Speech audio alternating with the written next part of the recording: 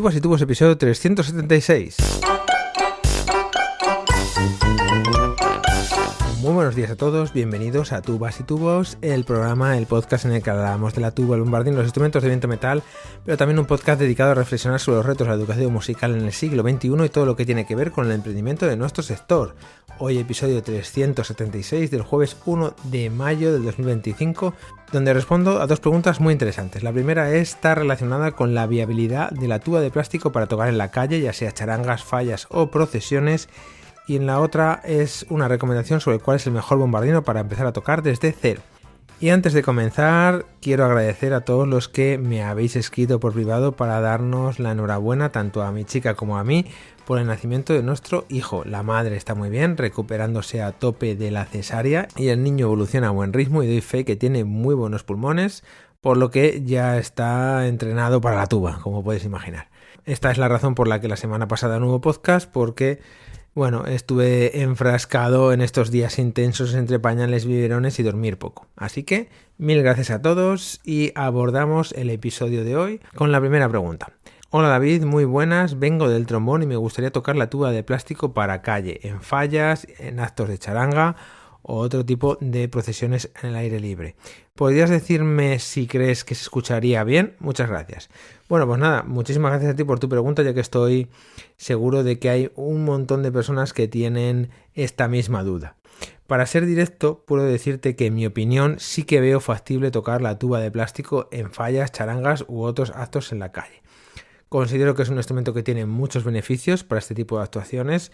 El más claro es su ligereza, que permite reducir de forma importante el cansancio de cargar con una tuba de entre 8 y 10 kilos, os podéis imaginar, a cambio de una tuba que pesa unos 3,5 kilos, 4 máximo, lo cual está claro que puede revertir de forma muy positiva en la capacidad de tocar pues mucho mejor porque estamos menos cansados.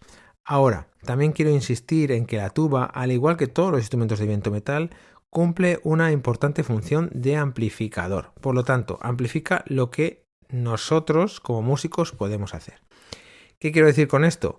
Pues que la clave está en el dominio de nuestro instrumento, es decir, en nuestro dominio. Si tenemos un control técnico limitado, pues el sonido que vamos a conseguir en esta tuba de plástico y en otras, por supuesto, ya sean de plástico o no, pues también será limitado.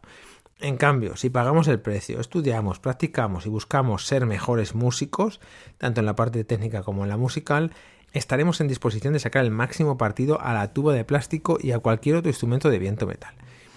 Porque quiero recordar que los instrumentos de viento metal son de metal no por un tema sonoro, sino por una cuestión práctica, ya que el metal es muchísimo más maleable. Y es que hay numerosos estudios que afirman que las cualidades sonoras de los instrumentos de viento metal están dadas por la forma interior del tubo, no por el material que se usa en su construcción. Y por ejemplo, tenemos todos los instrumentos de plástico que sabemos que funcionan muy bien. Si alguien está más interesado en este tema, en mi blog tengo un artículo que profundiza en él y se titula El rol de los materiales en los instrumentos de viento metal, así que os dejo el link en la descripción.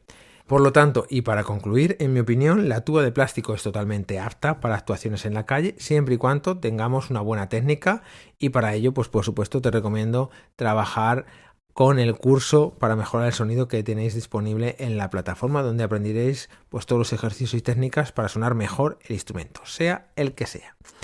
Y vamos a por la segunda pregunta, que es de José Ángel. Hola David, soy un músico que toca la corneta y me gustaría aprender a tocar el bombardino. Busco un bombardino en una configuración 3+1, pero tampoco quiero hacer un gran desembolso, máximo 1.000 euros. Gracias.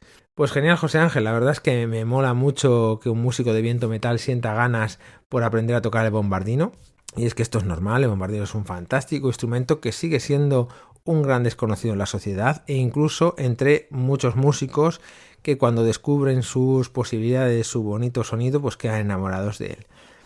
Por tu pregunta entiendo que vas a aprender desde cero. Bien, aquí mi recomendación sería buscar un bombardino asequible, pero que tenga las mayores prestaciones posibles. Por ello, está genial que busques que tenga esa configuración de 3 pistones más 1.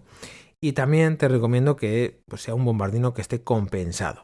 Así ya tienes el tema de la afinación en el registro grave pues bastante encaminada, digamos que solucionado en el largo plazo. Por lo tanto, y viendo tu presupuesto, que no quieres que pase de los 1.000 euros, yo creo que una de las mejores opciones que está a tu disposición es un bombardino Monzani, que está muy bien para estos primeros años y que si lo cuidas bien pues durará mucho más. Y ahora te comento algunas ideas para que las tengas en cuenta.